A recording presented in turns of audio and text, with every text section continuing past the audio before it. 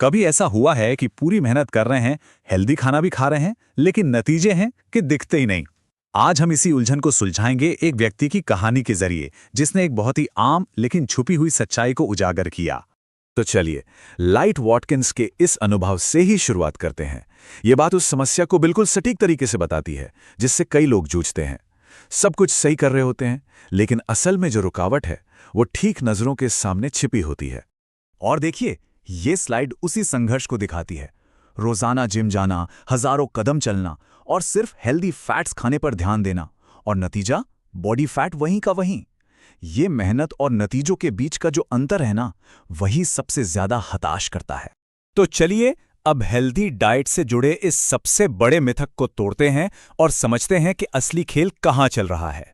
देखिए, सिर्फ 3.5 महीनों के अंदर लाइट वॉटकिंस ने अपना बॉडी फैट 22% से घटाकर 13% पर ले आए।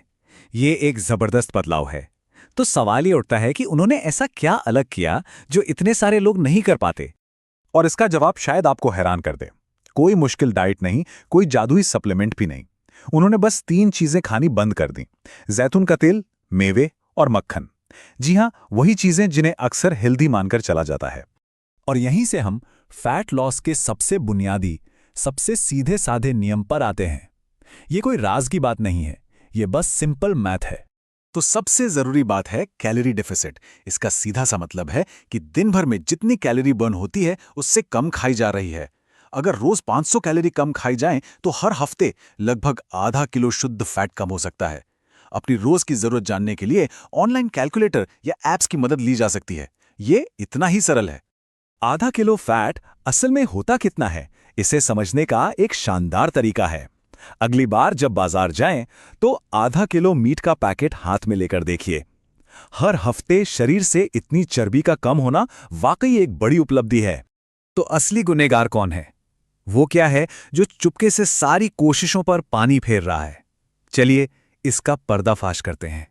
अक्सर हम आलू जैसे कार्ब्स को विलेन मान लेते हैं, लेकिन सच तो ये है कि एक सादा उबला हुआ आलू कैलोरी में काफी कम होता है और पेट भी भरता है।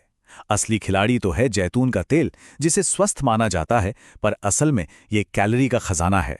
अब जरा इस पर गौर कीजिए। मान लीजिए कुछ पकाया जा रहा है और उसमें बस इतना सा, यानी 1 बड़ा चम्मच तेल डाला गया। देखने में ये बहुत कम लगता है ना? लेकिन उस 1 चम्मच में पूरे 14 ग्राम शुद्ध फैट होता है। और वो 14 ग्राम फैट बन जाता है लगभग 120 कैलोरी।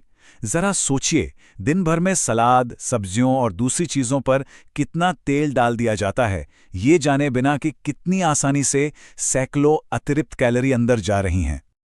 और यही कहानी मेवों की भी है। ये एक चौंकाने वाला सच है ना?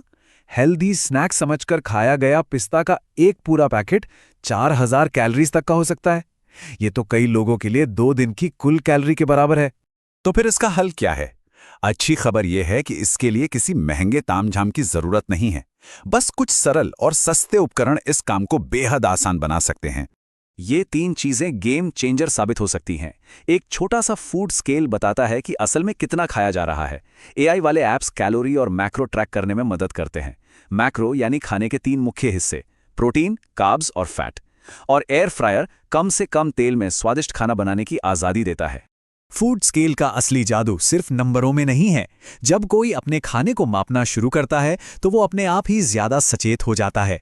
ये सोचना शुरू हो जाता है कि क्या और कितना खाया जा रहा है, और यही जागरूकता बेहतर फैसले लेने के लिए प्रेरित करती है।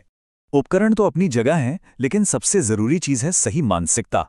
और इसके लिए खरगोश की तरह तेज भागने के बजाय कछुए की सोच अपनानी होगी।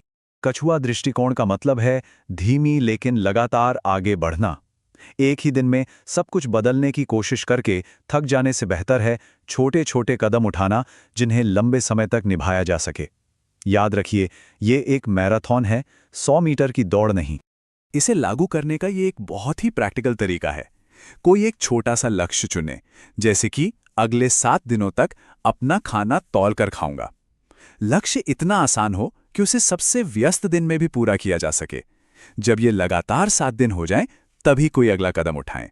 ये बात पूरी कहानी का सार है। जिंदगी का हर चुनाव, चाहे वो खाने का हो या कुछ और, इसी एक सवाल पर आकर टिकता है कि क्या पल भर का सुख चाहिए या फिर वो बड़ा लक्ष्य जो सबसे ज्यादा मायने रखता है? और हाँ, अंत में ये समझना बहुत जरूरी है कि इसका मतलब बेस्वाद या उबाऊ खाना खाना बिल्कुल नहीं है। असली लक्ष्य तो ऐसे तरीके खोजना है जिनसे वो खाना बन सके जो पसंद भी हो और लक्ष्यों को पाने में मदद भी करे। ये खुद को रोकने के बारे में नहीं, बल्कि खुद को सशक्त बनाने के बारे में है। तो अंत में बस यही एक सवाल है जिस पर सोचना चाहिए। एक पल रुककर सोचिए कि आपका तथाकथित हेल्दी आहार वाकई उस शरीर को बनाने में मदद कर रहा है जिसे आप पाना चाहते हैं? इसका जवाब एक नई दिशा दिखा सकता है।